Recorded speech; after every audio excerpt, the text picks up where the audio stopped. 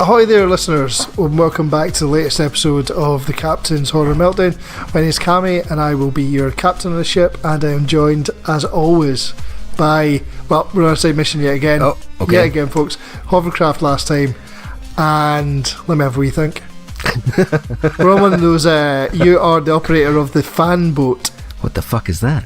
Do you remember Gentle Ben? Oh, right. The things that skips over the things in... the swamps. Swamps in Louisiana. And Yeah. And down in... What's the other place? Where the crocodiles and golf courses? Florida? That's the place. Yep. Yeah, there you go. Down the Everglades. Yeah, there you go. That's the fella. Yeah, totally. So we've just pulled up our ship. I've actually been on one now, I think about it. Have you? Yeah. No way. Yeah, we were in Florida and we went on a little kind of... thing, so there was a bit of a boaty trip, and then they were on one of those. That is pretty cool. Did see alligators swimming past us, nice, which is pretty disconcerting. Also saw raccoons. Nice. And the guy said raccoons standing in the back of alligators? No, they were in trees. Oh. Just kind of hanging about. We were hoping to see a manatee, but didn't happen. Oh, shit. Obviously quite a reclusive beast. Yeah. But obviously the raccoons are quite cute looking beasts, and the guy was like, don't put your hand anywhere near them, they will rip your hand off. I was like, okay, oh my fine. God, really? Perfect. Oh shit.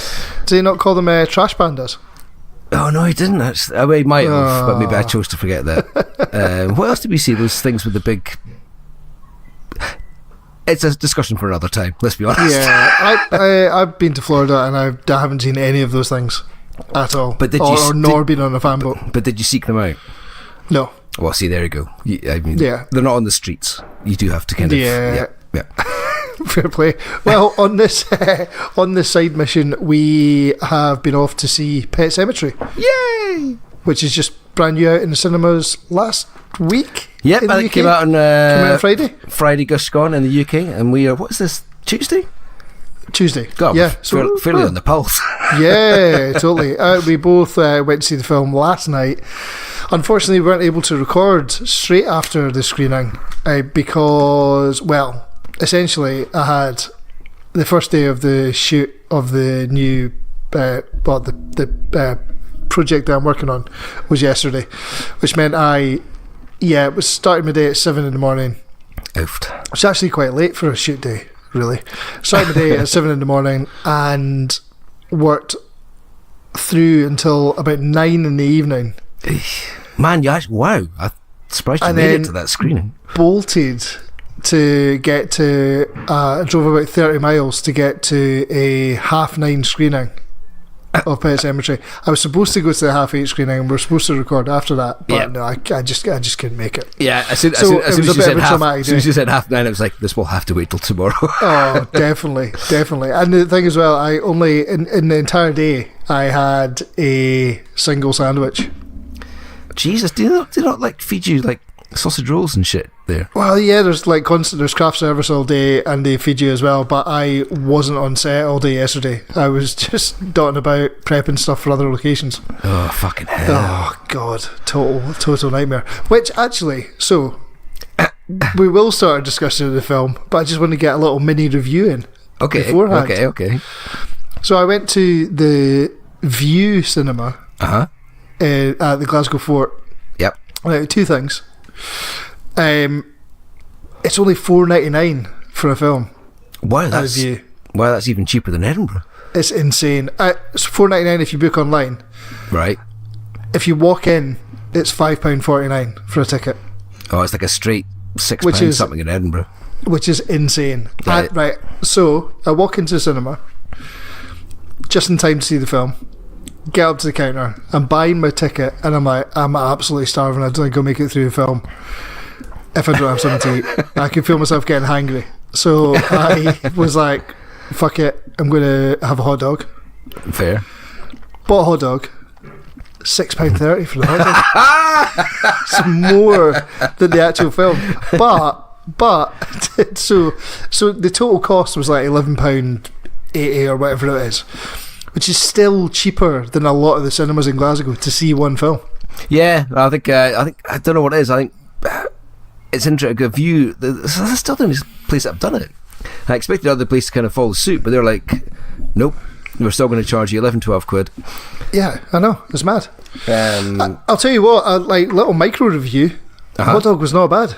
Okay, I haven't had a cinema hot dog for years. mainly because they're 6 quid. Oh man, but yeah, totally. But also, can you imagine Nick and me? I'm a larger gent anyway, heavily bearded. I've been out working all day. Buy myself a hot dog. I got mustard and ketchup all over my beard and all down my front. It was an absolute disgrace. It was a total shambles. Is that not just general stuff? Yeah, I looked quite similar to John Lithgow in this film. When I shambled out. So my beard slightly less grey. Only slightly less grey. So yeah.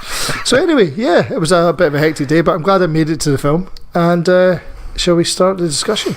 Yes. What are we going to discuss? Maybe we should actually plan one of these things. I said I was going to do some research when I got back last night, and I kind of did, but that was last night, so it's almost you've forgotten all. Yeah. Well, not all of it, but a large amount. I guess we're as always with these side missions, we're going to be spoiler free, really, aren't we? So that's the plan. Yep. Yeah. And okay, well, I'll tell you where we'll start. What is your history with Pet Sematary? In fact, I should probably say the Pet Sematary series, because there was 2 films, wasn't there, back in the day? Was there? There was a Pet Sematary 2 as well, yeah. Oh, I never saw Pet Sematary 2, I'm going to be honest. I did see the original one, and remember being fairly underwhelmed by that. Although it does stick closer to the book than this one does. Not that I've read the book. But see, I have a large problem with stuff like this. It's I'm happy to read books. I do it reasonably often. You can read. I can confirm this to listeners. You can read. It depends. Anything more than 8 letters in a word, I struggle. But much like in Countdown. But yeah, it's. My problem is if I've seen the film first, I find it nigh on impossible to go and read the book. Yeah. I mean, I know there's going to be lots more stuff in there. It's like a book of many hundreds of pages, but I struggle with the concept of going back and then reading the book after I've seen the film. And obviously when I saw Pet Sematary, I was kind of probably reading Stephen King stuff at that time, but it was many, many years ago. And that was, it's probably when it kind of started. It's like, I've seen the film, do I need to read the book? Interestingly, with this film, there's certainly enough differences marked up in the book that it maybe is. But yeah, I do struggle to go back to a book after I've checked out the film. Yeah, I didn't read the book at the time. I actually didn't read much Stephen King back in the day at all, although lots of people did, and he was obviously very popular, but back then. I have to say, I enjoyed his short stories more than his other stuff. Maybe if I was away on holiday, I was looking for something to read, I might pick up Pet Sematary. But I think the boat has sailed on that one a bit. But I certainly didn't watch it at the time. I wasn't sure. I think I said in a previous podcast, I don't think that I'd seen Pet Sematary before. When I started watching the film last night, I thought, oh, hold on a second. Maybe I have seen this film before, and then I quickly realised that absolutely no, there is no chance. I have not seen anything to do with Pet Sematary before, so I'd actually missed out on it. I mean, it was a pretty popular film back in the day, in the old VHS days. Yep. I remember people being quite into it. I can't really remember if people thought it was particularly scary or not. No, it's definitely one of the more popular Stephen King adaptations. Even though I have to say, Pet Sematary is not amongst his most liked novels, I don't think. So yeah, interesting that it became such a large film. To be fair, it's a bold choice spelling cemetery wrong in your title, and I've got Rachel's mum up at the moment, and she was like, when you go and see the film, try and find out. Now, she used to be a teacher, and she is appalled by the spelling of Pet Sematary, or the cemetery part, certainly. And she's going, you got to tell me why it is spelled like that. And the film doesn't explain it. It doesn't explain it. I think the only explanation really can be that the sign is written by children. Yeah, that's it. Yeah, basically. Yeah.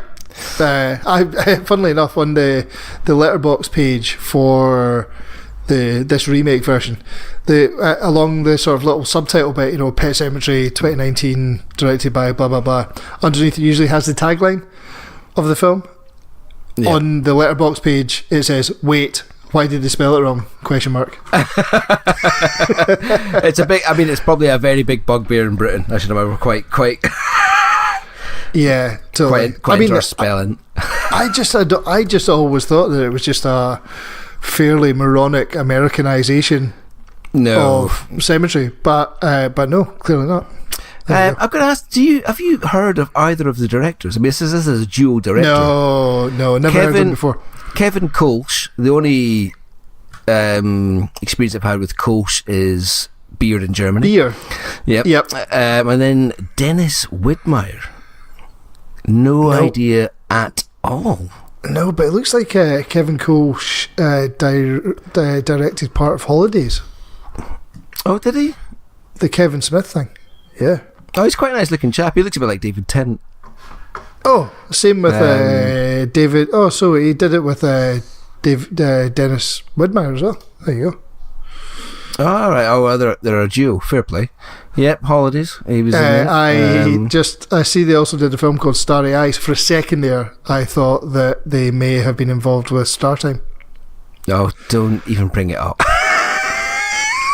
Don't put anyone listeners out there. Well, you're obviously all horror fans. Listen to this. Check out Star Time. Check out Star Time on the Vinegar Syndrome label. Really don't. It sent an entire room of people to sleep. Well, I think going forward with this little sort of mini side mission, it's we're going to be spoiler free, so we can't really actually say much about the film at all. I think, in fairness, if you've seen the trailer, then you're going to know roughly. Yeah, what there's a pet cemetery. Creepy things happen. What did you? Oh, yeah, I mean, I can't even. Can I go into? I mean, even if you've seen the poster, I think you can go into the story because obviously switch off if you don't want to listen to it. If you know, I can't believe you wouldn't know anything about the film. No. If you're a horror fan, but I think you can tell the general tale. Obviously, stay away from the end and stuff. But yeah, so sort of classically, sort of well-off middle class family in the States. The husband's a surgeon. Is he a surgeon or just a doctor? GP? No, he's an ER doctor or something, isn't he? Yeah, he's kind of gone for a quieter life. He's at uni. Him and his wife. At uni. Yeah, him and his wife. Their 2 kids, and their pet cat, which is called Church. I have to say, I was actually pretty confused for a wee while when they kept mentioning Church. I actually thought they were talking about church. I hadn't quite clocked. I was like, it's really weird the way they're talking about church in this. But anyway, yeah. Jesus, hunger deprivation had truly kicked. God, hunger and tiredness, Jesus. So they moved to what I don't know where they moved to. Somewhere in the south? Is it south? I'm presuming it's in Maine. Of course it's in Maine. God, I'm an idiot. Anyway, they moved to the countryside for the quiet life. He's got a job at a university. I believe so. Yeah. And they have moved into this lovely big house which has a pet cemetery in the background, in the backyard. They've got huge grounds, and that is part of their grounds. Yeah, well, a pet cemetery, and then they've got hills and stuff in the background as well, which all come into it later as well. They've also got a creepy old neighbour played by John Lithgow, who's great actually in it. Always. What did you? Oh God, I can't actually go into it for plot reasons. I'm going to ask you when we finish here. I'm going to ask you a question about the kids we see at the start leading the procession with their dead pet. But anyway, never mind. Let's forget about that. I'd say cut it out, but we're not going to bother cutting anything out, are we? Nope. Cool. So. And then lots of creepy things happen and lots of scary stuff. And now, as the father of a young daughter and the new owner of a cat, this film did resonate with me. Well, I think we Quite a can. lot. I think we can. I mean, I think we can delve into the plot a little bit more. Surely. Yeah. Okay. Yeah, okay. Well, totally. we are getting into them with spoilers here, I think. But It's a little bit spoiled. As I say, if you don't know anything at all, switch off. But if you've seen the trailer, then well, maybe not actually. Oh no, fuck it. We've got to say something about it. Otherwise, it makes no sense whatsoever. So yeah, we'll give them the general vibe of what's going on. Okay, so Church the cat gets killed. Carks it. Yeah. Quite gruesomely. Yeah, quite bad news. Bad news. And then John Lithgow takes I'm going to say the father of the cat. That'll do me. The father of the cat. Yeah. And they go and he doesn't really know what's going on, but they go and bury the beast. And he's quite trusting. Yeah, totally. He just sort of walks off into the woods with John Lithgow. I'd be quite scared. I'd be fucking terrified. Have you ever seen the series of Dexter with John Lithgow in it? Wow. Oh yeah, that's fucking wow. I forgot about that. Yeah, he's so good in that. But yeah, so they bury this cat. It comes back to life. Yeah. But it's not quite the same cat. It's changed. It's changed. I would say it's awfully wonky. It's wonky. It's quite sort of matted. It's grumpy as fuck. Yeah. And it's quite bitey. Yeah. So like most cats, I guess. But yeah, I suppose. Yeah. So yeah, it comes back, and then during a birthday party, their daughter wanders off, and bullshit aside, she gets hit by a truck and dies. And the father goes, oh, hang on, that place brought the cat back. Let's go and bury the daughter there. And mayhem ensues from there on. Yeah. Now, one thing I've got to bring up, especially when you mention being a parent, is wow, they've bought a property that consistently has massive lorries steaming down to it at pace. There is no fence. There is no gate to that property. It's madness. I'm immediately thinking, what the fuck were you thinking? I mean, Jesus, the guy's clearly got, a pretty healthy salary. You'd think that he would be able to get a fence put up. Yeah, I mean, I'm going to put this all the bad shit that happens in this film, I'm going to put it down to poor parenting, to be honest. Do you know what? I would hazard a guess that once they got to know, I mean, within, a day of getting there, they've made pals with John Lithgow. They've got him round for a glass of wine. He seems like the kind of guy that you'd say, like, if I give you some money, will you be able to put a fence up for it? And he'd probably be able to do it. Yeah, totally. I think Lithgow's probably got a few fences in his time. Yeah, totally. So what did you think of Lithgow in this? I like him in anything. Yeah, he's great. He's always good to watch. Anything from this to fucking Harry and the Hendersons, I'll watch him in that. And or was it Bigfoot the Hendersons at that time? But he's a consistently excellent actor. Yeah, no, he's brilliant. He's great. I was a bit. I hadn't actually seen any trailers for it when I went in. Okay. But I was a little bit disappointed when I saw Jason Clarke was the lead in it, because he kind of bugs me a little bit for some reason. I don't know why. He just does. But I will say, I kind of softened him through this. I think it's just because he looks like he'd absolutely rip you limb to limb if you bumped into him. He does look like a bit he looks like a bit of a Neanderthal. Oh, I hope I never work with him now. Oh my god. Almost guaranteed, I should imagine. And I will send him a link to this. Yeah, totally. Yeah. And if I ever do work with him, I'm sure he'll rip me limb from limb. Oh, Jesus. That would be amazing. I'd never actually seen the wife in anything before, I don't think. No, I'm trying to she seemed pretty good. Oh, she was in You're Next. Oh, so I have seen her before. There you go. There you go.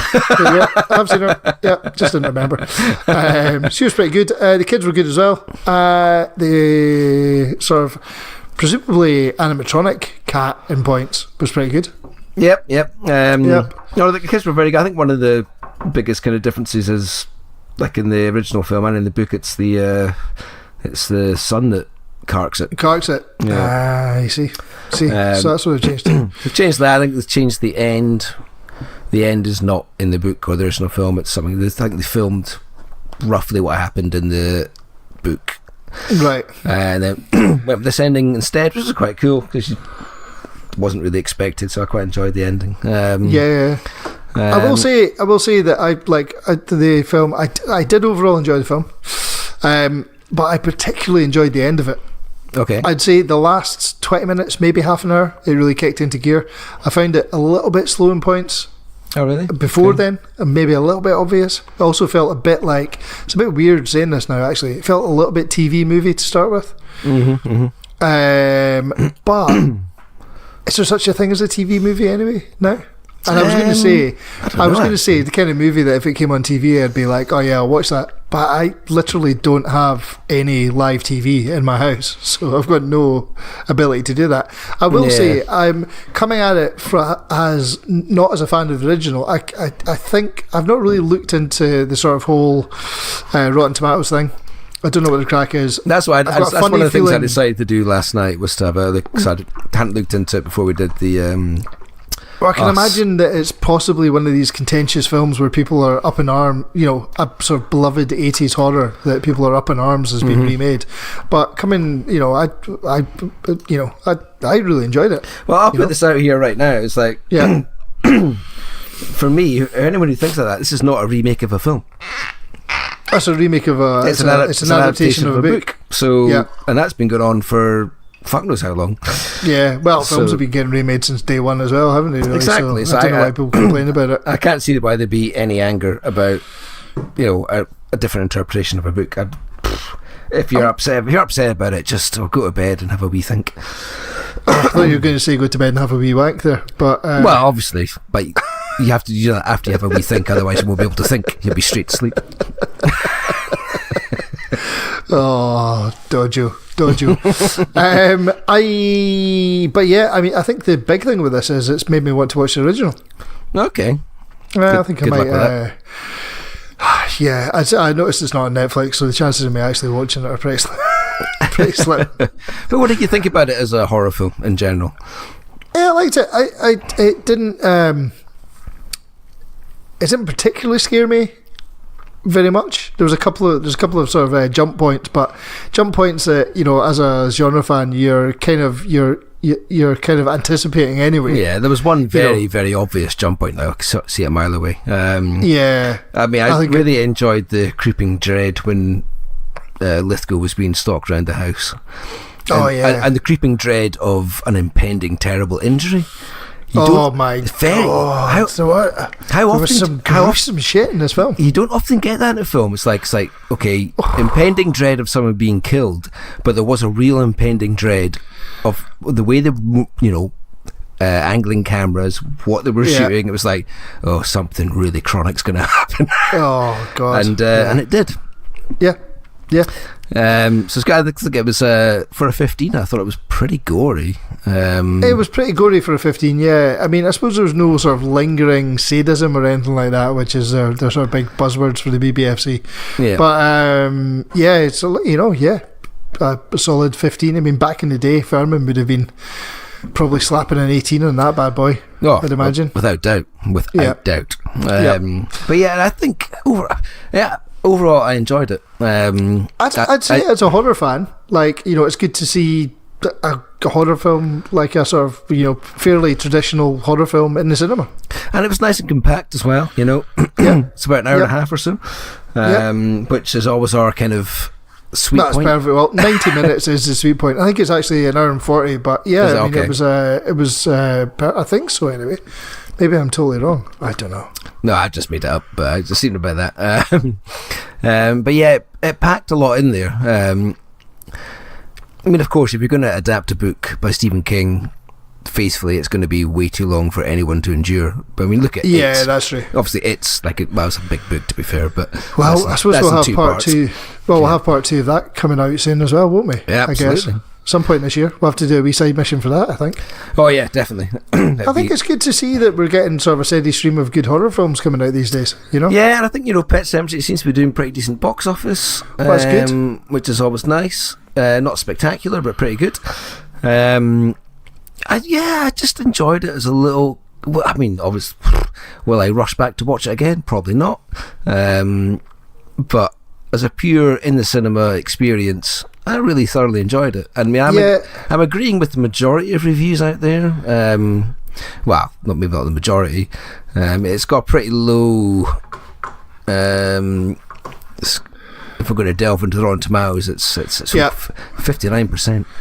Oofed. Well, wow. More tellingly, audience score 43. Oh, dearie me, the fans do not like it. Oh, do you know what? But I saw a really good review from Mark Kermode in The Guardian. All right. What was he saying? Yeah, I got 3 out of 5, which I think's fair. Yeah, I think that's fair. I think that's totally fair. I like Kermode. But he really brought out, the bits to appreciate in it instead of like dwelling on the things that he didn't like about it. And that's why I really I like him as a reviewer, because he'll put the good forward before he puts the bad. I didn't really have anything really bad to say about it. Oh, that's good. So if you want to read a review, I would recommend that one, because it's pretty much spot on. Brilliant. Love it. And so is that us done, do you think, for the side mission? Well, I was going to ask you a question. Ask me a question. Go ahead, fire. Okay. If you're a new cat owner, aren't you? I am a new cat owner, yeah. Yep. So if push came to shove and little cat died, little Daisy, in a freak accident. Oh God. Little Daisy passed away. Would you put her through the pet cemetery? Would I put her through the pet cemetery? It's a good question. I've actually become very, very attached to that cat. I fucking love that cat. There you go. Would I want to see her come back more cantankerous than she is already? I don't like it when she bites my toe when it sticks out the corner of the bed. That'll never change. Won't it? No. Is that a constant? Yep. God. I don't know if I'd like her to have the matted hair and stuff as well. I mean, yeah, I probably would, just to see what happened. I mean, yeah, Esme's a little bit younger than the girl in the film. Yeah. So I think that, Esme would be sad if anything happened to Daisy, but I think she'd probably just be like, can we just get another cat? Right. So I might not have to do the resurrection thing. Well, you're a cat owner as well. What would you be, if Fish, your cat called Fish, if she was to come a cropper, what would you do? Would you put her through the pet cemetery? I think there's probably a fairly strong argument that she's already been through the pet cemetery. I'm going to be honest, I wouldn't like to put her through a second time. Holy fuck. Oh, dearie me. The kids wouldn't be that bothered, I don't think. No. Because they're generally quite fearful of her. Because she scratched Alexander once, but that's because he was noising her up. Yeah, I mean, they won't learn, will they, the kids? They won't learn until they get scratched. Well, that's it. And now it's like she's like the pariah of the family. She scratched me once. It's like, you know what? If I was upset about the times she scratched me and bit me, she'd actually be in a real cemetery right now. Totally. But yeah, so yeah, Fishy, I reckon has already been through the process. Yeah. Good stuff. Yeah, no, I think I probably would. I'd probably put her through just to see what happened. Yeah, totally. You could always finish her off again.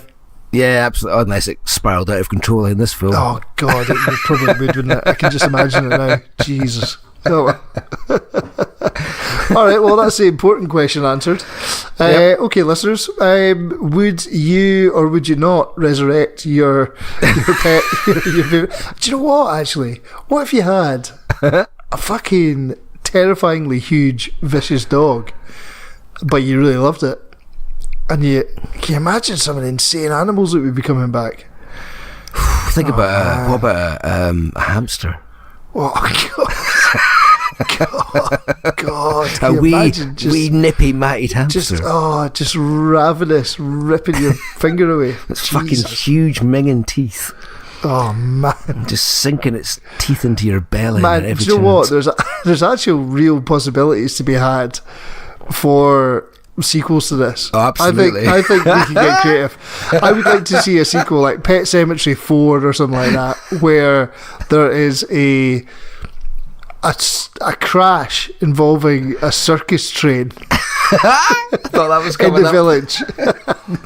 they bury all the animals in there. I'm talking like fucking elephants, giraffes, I knew you were going to say tigers, tigers, lions, like horses. You know, those like horses that you ride around on the back of. Camels, dwarfs. Oh man, can you imagine it? Insanity. Absolutely, like a 4-hour epic of It'd be circus carnage. tremendous. It'd be like a cross between Pet Sematary and Wild Beasts. Or like a cross between Pet Sematary and Killer Clowns from Outer Space, Saving Private Ryan. but with elephants. Yeah, but it's just like the army's everywhere. They've got to go and save a guy called Ryan who's been accosted by a mutant flamingo. Do they have flamingos in circuses? I don't really know. I think they've just got flamingos in America, though, don't they? Or they're from Africa. I've got no idea. I don't know what I'm talking about, actually. Well, if it's in a circus, Christ. it could be from anywhere. Could be. Like the dancing flamingos. I think we're onto something here. Yeah. It sounds like it's going to be pretty budget heavy, but I'm willing to give it a shot. Oh, man, yeah, we should just go for it. I think it'll be brilliant. Excellent. Let's do that. Yeah, happy days. Keep an eye out, folks. Pet Sematary 4. I don't know if it's going to be another 2 sequels. No. But I reckon our circus one has to be pretty far down the they're going to line. get made. Let's presume 2 and 3 will get made. Yeah. Someone will listen to this whilst they're either drunk or high. Yeah. Who is in charge of money at a studio? Go. Let's get these guys in. Well, you can email us at horrormeltdown@gmail.com. Horror Meltdown Pod. Horror Meltdown Pod at gmail.com. Or you can phone Cammy on 07. No. Right. And on that note, I think that's us at the end of our side mission. I think we'll be back with a proper mission next. I think we'll go back with a proper episode next. Yes, we are. If you've gleaned no information from this, I'm glad. Yeah. I mean, I'm going to give it a thumbs. I'd say, yeah, if you're a horror fan, and let's face it, you're going to be a horror fan if you listen to this, then get along and give it a watch. I'd definitely check it out. Yeah, I think it's an entertaining little film. Someone did walk past me on the way out saying that was utter shite, but that was just them. Yeah. If you're easily pleased, then get which involved. We both are. Yeah, totally. You give us a shortish film with all the key elements of horror bits, then we're probably going to be happy. Oh yeah, definitely. Magic. Hardcore. All right, chaps. That's all for this week. And chaps, that's a bit sexist. Chaps and chapettes. Ladies and gentlemen, thanks, ladies and gentlemen, for listening, and we'll be back with another episode soon. Until then, take care. Bye. Cheers, folks. Lovely. Oh,